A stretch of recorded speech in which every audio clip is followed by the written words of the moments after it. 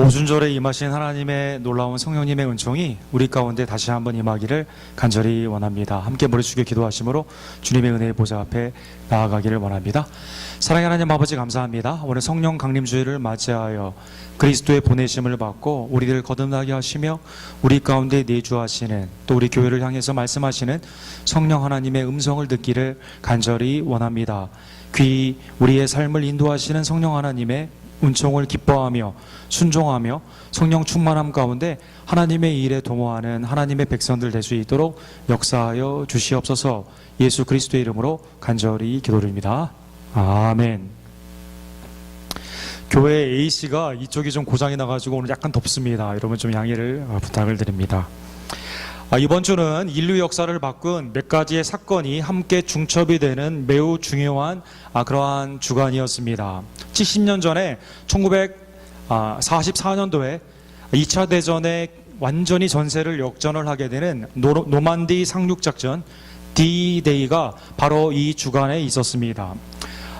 거기에 있었던 그 미국의 이 부대들 중에서 한 대대는 여기에 참여해서 약 반이 죽었고, 그 중에 전쟁 후에도 많은 사람들이 죽게 되고, 그리고 자연사하게 되어서 이 부대에 함께 예배를 드렸던, 하나님께 감사 예배를 드린 이 사진에 나와 있는 사람처럼, 사진에 나와 있는 사람 중에서 유일하게 그 미스터 존슨이라는 그분이 93세의 나이로 이렇게 혼자 이날을 기념하는 그 사진이 이렇게 나왔습니다. 또 그곳에 있었던 노만디 시내는 이렇게 다 부서졌는데 지금은 아무 일 없다는 듯이 이렇게 사람들이 아주 평화롭게 지내는 모습이 있는 것이죠. 70년이 지난 이 시간에 매우 중요한 일이었지만 많은 사람들은 이것을 기억하기도 어렵고 또 잊어버리는 경우가 많이 있다는 것입니다.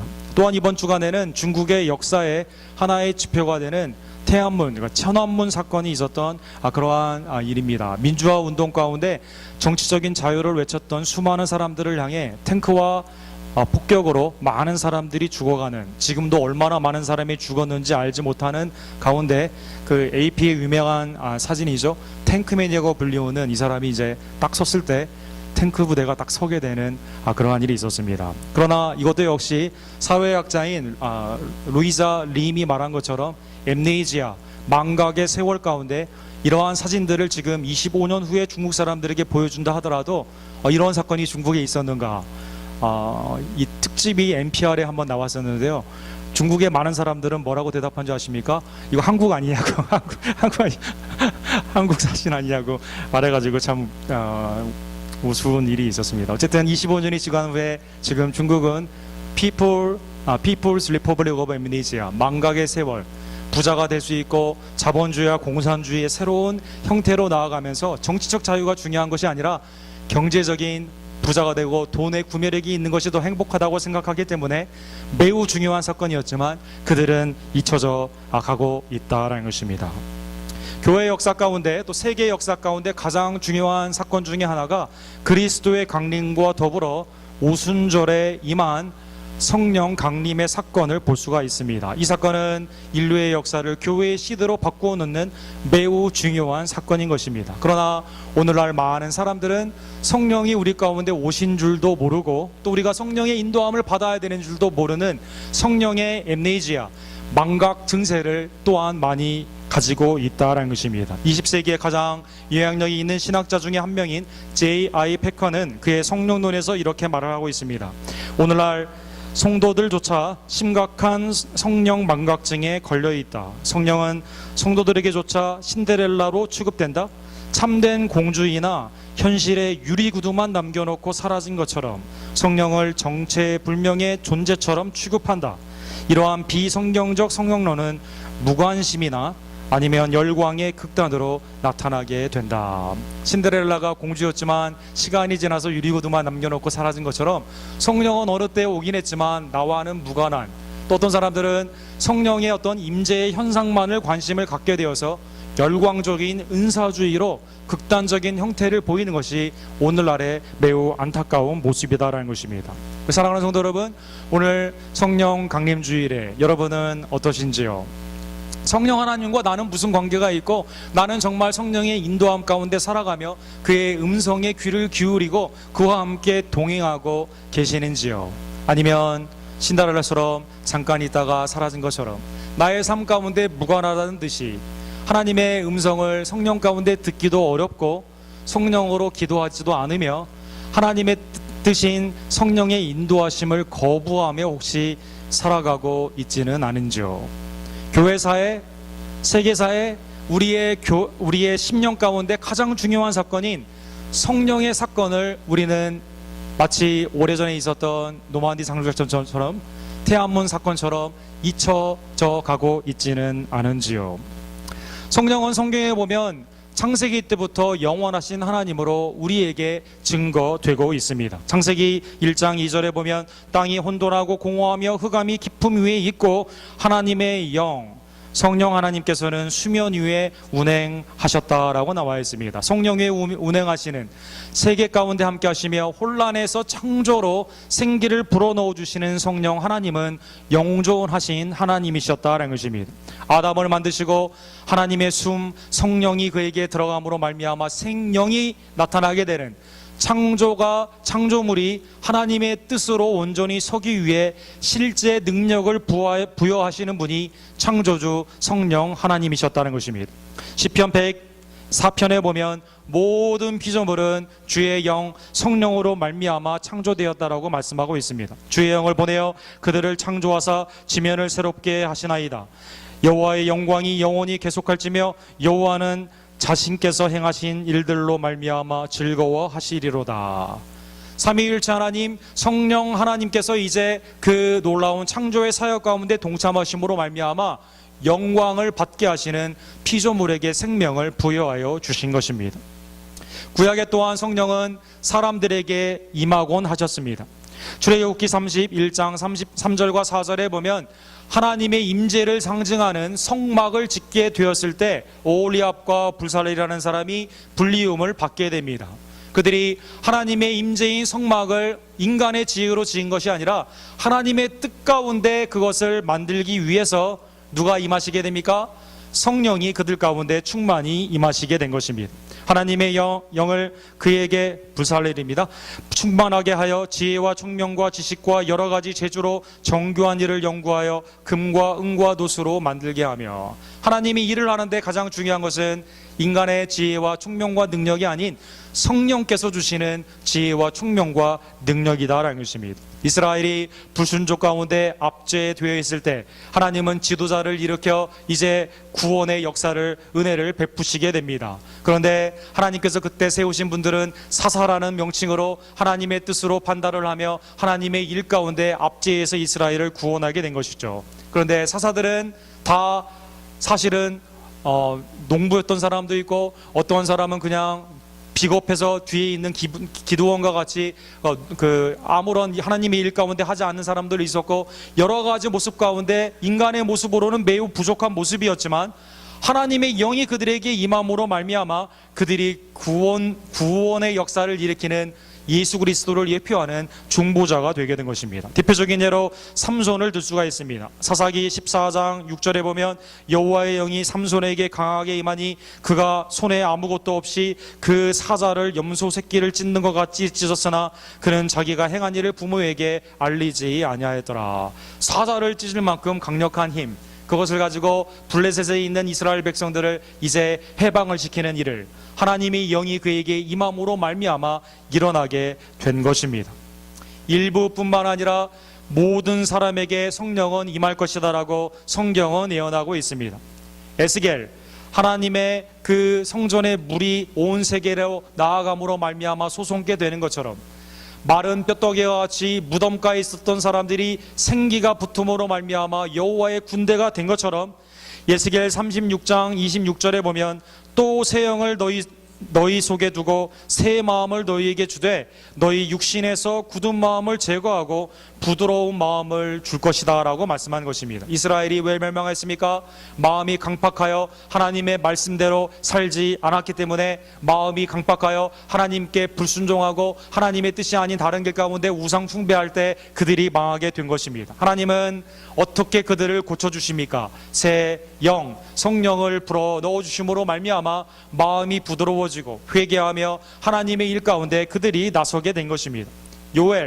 요엘 2장 28절과 29절에 보면 오늘 사도행전 2장에 나와 있는 그 사건이 이렇게 구체적으로 예언되고 있습니다. 800여 년 전에 이스라엘과 유다가 타락해가는 그때 하나님께서는 어떻게 이스라엘을 구원하시고 앞으로 모든 만민들을 어떻게 구원하시는가 이렇게 약속하고 있습니다. 그 후에 내가 내 영을 만민에게 부어주리니 너희 자녀들이 장래의 일을 말할 것이며 너희 늙은이는 꿈을 꾸며 너희 젊은이는 이상을 볼 것이며 그때 내가 또 내 영을 남종과 여종에게 부어주신다라고 약속한 것입니다. 남녀노소의 차이가 없습니다. 성령이 그 가운데 오시게 되면 하나님의 비전과 이상 가운데 하나님의 일 가운데 온 성도들이 성령님의 이끌림을 받게 된다라는 것입니다.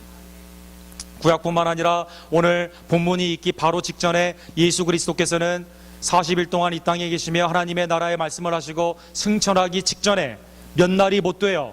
그렇죠? 불과 열흘 후에 오순절에 성령이 임할 것을 이렇게 말씀하십니다. 예루살렘을 떠나지 말고 내게서 들은 바 아버지께서 약속하신 것을 기다리라. 요한은 물로 세례를 베풀었으나 너희는 몇 날이 못 되어 성령으로 세례를 받으리라 하셨느니라.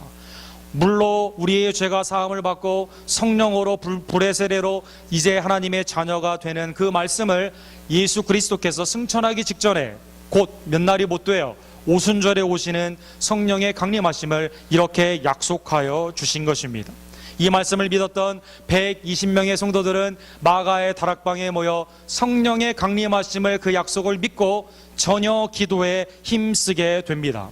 오순절, 오는 5고 수는 10인데요. 펜타코스트, 펜타는 5이고 코스트는 10인데 6월절 이후에 50일, 그날은 모세가 시내산에서 율법을 받은 날입니다. 또 이날은 절기적으로 하나님께서 첫 곡식, 첫 열매를 허락하여 주시는 그러한 날인 것입니다. 이날은 매우 중요한 구약의 절기이기 때문에 오늘 본문에 나와 있는 것처럼 나그네, 흩어져 있던 유대인들이 예루살렘에 다 모이게 되는 날인 것입니다. 예루살렘은 평소에 20만과 25만밖에 되지 않지만 중요한 절기에는 60만에서 때로는 100만까지 있을 만큼 수많은 사람들이 세계 각국에서 모이게 되는 것입니다. 북 아시리아로, 남 바벨론으로 멸망했던 이스라엘 사람들은 세계 곳곳에 끌려가게 됩니다. 그러나 그곳에서 말씀을 지키며 회당을 짓게 되는데요. 회당 가운데 이스라엘은 공동체를 만들어 많은 사람들이 여전히 유대교를 섬기는 흩어진 그러한 유대교의 민족이 되게 된 것입니다. 지금도 이스라엘이 유일하게, 이스라엘 내국에는 600만 명에서 700만밖에 살질 않지만 세계 곳곳에 퍼져 있는 유대인들은 무려 1300만이나 되게 되는 것이죠. 지금도 6월절만 되면 이스라엘은 수많은 절기를 지키러 오는 사람들, 오순절만 되면 수많은 사람들이 이스라엘에 가게 되는 것입니다. 만약 나치 히틀러가 유대인을 600만 명 죽이지 않았다면요, 오늘날 훨씬 더 많은 유대인, 세계 곳곳에 이렇게 많은 유대인들이 있게 되는데 이것은 굉장히 몇천 년이 된 그러한 전통이 되게 된 것입니다. 오순절에 사방팔지에서 세계 만국에서 오늘 본문에 보면 수많은 사람들이 이 오순절에 절기를 지키러 왔다라고 나와 있습니다. 수많은 사람들이 모여 있지만 그 중에 120명만이 예수 그리스도의 약속을 믿고 전혀 기도에 힘을 쓰게 된 것입니다. 2절과 3절에 보면 성령은 예수 그리스도의 약속대로 기다리던 120명에게 약 2000년 전에 이 땅에 강림하신 것입니다. 구약처럼 부분적으로 강림하신 게 아닙니다. 모인 성령을 기다리던 믿은 모든 백성들에게 다 120명에게 강림하게 된 것입니다. 이날의 현상을 2절과 3절에 이렇게 나와 있습니다. 갑자기, 그러니까 임의로 일하시는 성령의 모습이죠. 하늘로부터 땅이나 옆으로 나오는 것이 아니라 위에서 아래로 내려오는 신령하신 예수 그리스도가 하늘 보좌를 보시고 이 땅에 강림하신 것처럼 성령님도 하늘로부터 이 땅에 강림하시게 된 것입니다. 강한 바람 같은 소리가 있었다라고 나와 있습니다. 모든 사람이 성령의 임재를 체감할 수 있었던 것입니다. 또 그 가운데 충만하신 성령님께서는 마치 불처럼 각 사람들에게 위에 임하게 된 것입니다. 유명한 성화들에 보면 120명 성도들, 그 120명 문도들 머리 위에 조그만 불로 이렇게 머리에 이렇게 불이 있었던 거 여러분 기억나실 것입니다. 그러나 이날의 사건은 조그만 불이 아니라 굉장히 큰 불로, 불이 갈라지는 것처럼 굉장히 큰 불로 모든 사람이 다 받게 된 것입니다. 모든 사람이 다 받게 되어 어떻게 되었을까요? 오늘 그들이 오늘 본문 4절에서 11절까지에 보면 성령의 충만함 가운데 동일한 일을 하게 됩니다. 성령이 말하게 하심을 따라 다른 언어들로 말하기 시작했다라는 것입니다.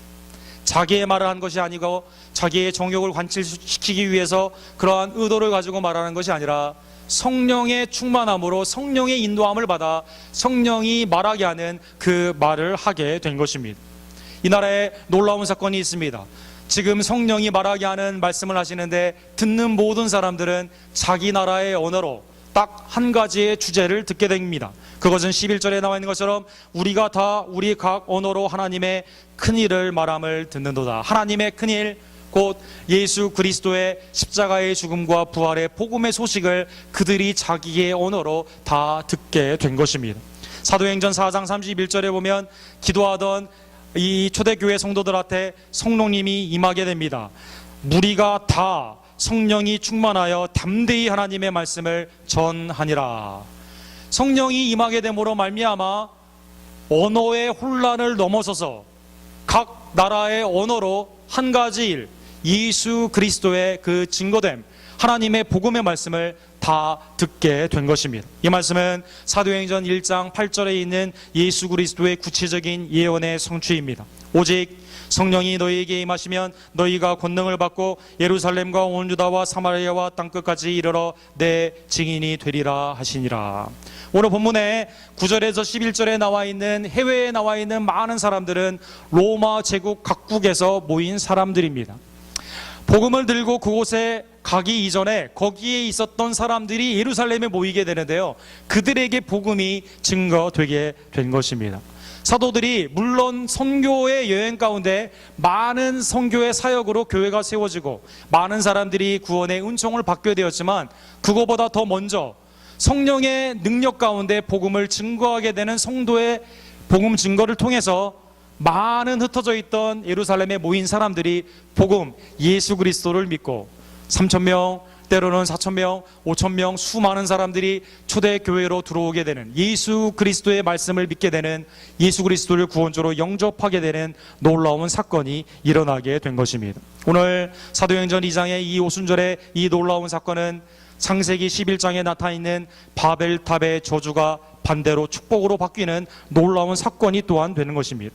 여러분, 창세기 11장에 보면 인간들이 무슨 생각을 하게 됩니까? 자기의 이름을 높이고자 합니다. 그래서 탑을 하늘을 향해 하늘을 닿기까지 높게 올리게 된 것이죠. 피러부르글의 바벨탑이라는 유명한 그림이 있습니다. 이것은 당시 바빌론에 있었던 하늘을 향해 낳은 탑들을 보고 피러부르글이 검증을 한 후에 그린 그림입니다. 인간들이, 왕들이 이렇게 생각을 하죠. 자기의 이름들을 내기 위해 위로 올라간 것입니다. 이때 누가 내려오십니까?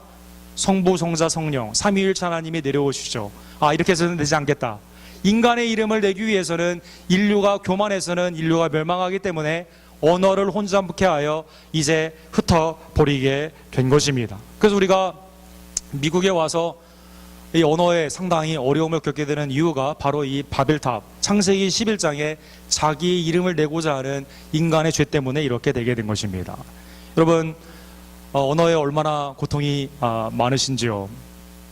제가 미국에 처음 와서 이제 박물관에서 일을 하는데요, 박물관에서 이제 전화를 받는 일을 처음 했는데, 이 전화하시는 분이 저보고 자꾸 1, 2, 3, 4를 자꾸 말을 하라고 합니다. 그래서 어느 날 전화를 받으면서 1, 2, 3, 4 이렇게 계속 했거든요.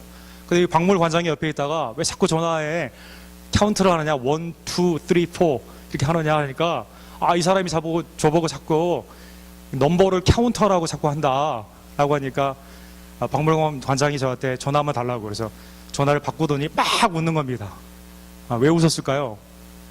그 사람은 저한테 어카운트 넘버를 달라고 했는데 저는 카운트 넘버인 줄 알고 1, 2, 3, 4, 5 언어, 굉장히 고통스러운 우리의 삶에 어려운 일이죠.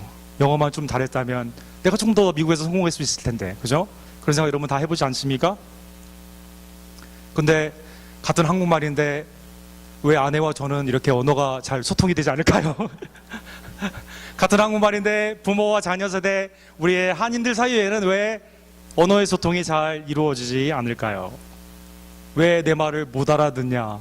나는 그렇게 말을 했다. 너는 그렇게 말을 하지 않았다. 나는 이렇게 들었다. 복잡합니다. 왜 그럴까요? 자기의 뜻을 관철시키기 위해서, 자기의 이름을 내기 위해서 자기 중심으로 말을 하게 되면 언어는 소통이 없다라는 것입니다. 그러나 사도행전 2장에 보게 되면 성령이 오심으로 말미암아 자기의 이름을 내지 않습니다. 예수 그리스도를 증거하게 되었다는 것입니다. 구원주 되신 예수 그리스도를 그들이 증거하게 됐을 때는 언어와 문화와 나이와 수많은 인간의 차이들이 다 극복이 되며 다 한 가지를 알았게 됩니다.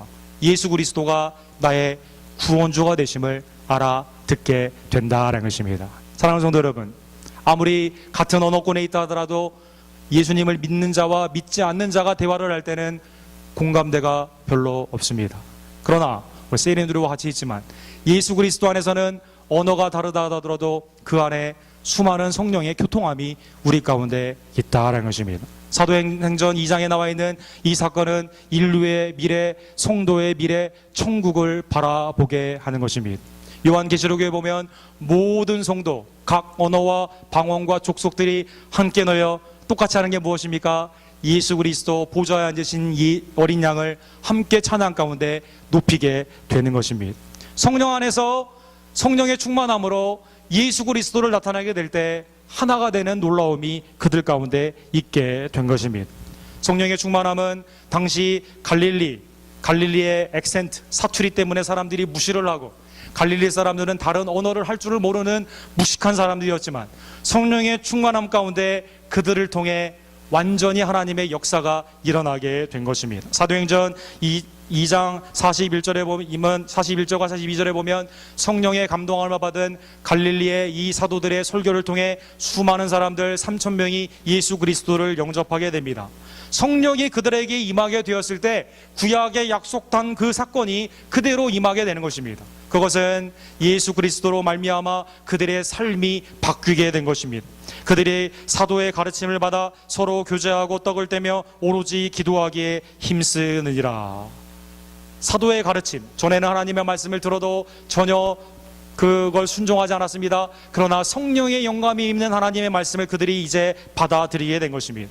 전에는 여러 이유를 통해 나누어지고 서로 교감이 없었던 그러한 사람들이 서로 펠로우십, 코이노니아, 교제로 하나가 되게 되는 것입니다. 함께 예수 그리스도의 구속의 몸과 피 그리고 예찬을 나누게 됩니다. 그리고 하나님께 뜻을 구하는 기도 가운데 힘쓰는 사람들로 성령의 임하심으로 말미암아, 성령의 충만함으로 말미암아 사람들이 바뀌게 되었다라는 것입니다.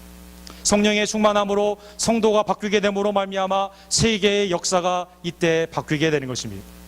예수 그리스도의 십자가 앞에 도망갔던 오합지졸을 했던 제자들이 120명밖에 되지 않는 그 사람들이 성령의 감동하심으로 성령의 충만함, 성령의 세례를 받음으로 말미암아 그들이 복음을 담대히 증거하게 됩니다.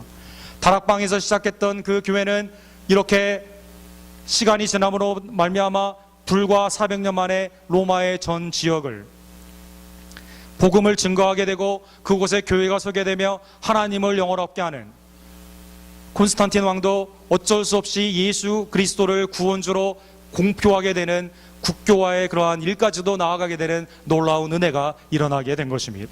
이후에 16세기의 종교개혁을 통해 17세기와 18세기 선교회 19세기를 지나 한국에도 복음이 증거되게 되고 여러분과 저에게도 예수 그리스도가 구원주가 되는 놀라운 복음의 소식을 우리가 알게 되고 예수님을 믿게 되는 놀라운 은총이 일어나게 된 것입니다. 사랑하는 성도 여러분, 인간은 인간 스스로 잘 바뀌지 않습니다. 그런데 놀라운 것은 성령을 통해 인간은 바뀌게 된다는 것입니다. 성령이 우리 가운데 오시게 됨으로 말미암아 하나님의 자녀가 되게 되고 하나님의 자녀로서 하나님의 일을 담대히 하게 되는 놀라운 능력을 받게 되는 것입니다. 인간의 매우 중요한 사건들, 세계의 중요한 역사의 사건들이 시간의 지남에 따라 먹고 사는 일이 바쁨으로 말미암아 다 잊혀지게 되는 것처럼 혹시 교회에 성령이 임하게 된 것, 내 심령 가운데 성령이 임하게 되어서 내가 중생케 되고 성령의 인도함을 받은 하나님의 자녀가 되었음을 혹시 망각 가운데, 기억 상실 가운데 우리가 잊고 있다면 성령 강림주의를 맞이하여 오직 성령만을 구하는 하나님의 성도들이 되기를 주님의 이름으로 간절히 축원합니다. 예수님은 누가복음 11장에 보면 우리가 간구해야 되는 것을 말씀하시죠. 예수님은 찾으라고 말씀하십니다. 그러면 찾게 된다고 말씀하십니다. 두드리라고 구하라고 하십니다. 그러면 받게 된다고 하십니다. 문을 두드리라고 하십니다. 그러면 열린다고 말씀하십니다. 우리의 친부모님도 우리가 떡을 달라 하면 뱀을 주는 자 없습니다. 우리의 친부모님 중에서 누가 달걀을 달라 하는데 전갈을 줄 자 있겠습니까? 하물며 하나님 아버지께서 오늘 본문에 보면 너희가 악할지라도 좋을 것을 자식에게 줄 줄 알거든 하물며 너희 하늘 아버지께서 구하는 자에게 무엇을? 성령을 주시지 않겠느냐? 성령 하나님을 주시지 않겠느냐? 오늘 누가복음에서 예수님은 말씀하셨습니다. 사랑하는 성도 여러분, 성령을 간구하는 우리 언덕교회 모든 손님들 되기를 간절히 원합니다. 예수 그리스도를 믿기 위해, 예수 그리스도의 믿는 믿음 가운데 하나님의 일을 하기 위해 오직 성령 충만함을 구하는 하나님의 성도들 되기를 간절히 원합니다. 베드로 사도는 오늘 본문에 나타난 사건 후반부에 이렇게 말하고 있습니다. 너희가 회개하여 각각 예수 그리스도의 이름으로 세례를 받고 죄 사함을 받아라. 그리하면 성령의 선물을 받으리니. 그리스도를 믿는 자에게 성령이 있음을 다시 한번 믿으시고 성령 가운데 우리가 영원히 하나님의 자녀가 되었음을 기뻐하며 이 구원의 기쁨 가운데 성령 안에서 담대히 증거하는, 예수 그리스도의 복음을 증거하고 하나님의 영광 가운데 우리의 삶을 헌신하는 성령 충만한 우리 언덕교회 모든 손님들 되기를 주님의 이름으로 간절히 축원합니다. 기도하겠습니다.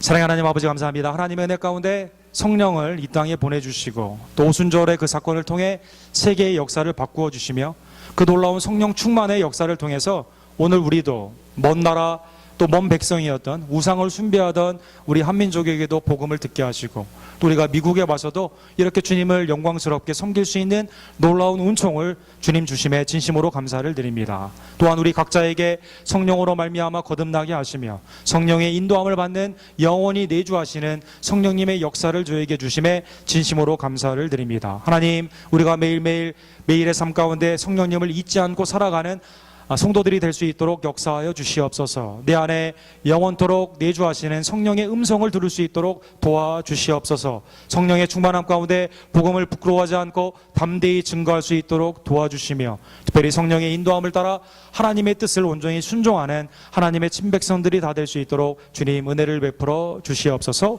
오순절에 강림하신 그 성령 하나님께서 우리 교회에도 이 시간 임하기를 간절히 원합니다. 하늘로부터 바람과 같이 불처럼 또 모든 자에게 임하셨던 것처럼 우리 언덕교회 모든 성도에게 성령님 임하여 주시옵소서. 예수 그리스도의 이름으로 간절히 기도드립니다. 아멘.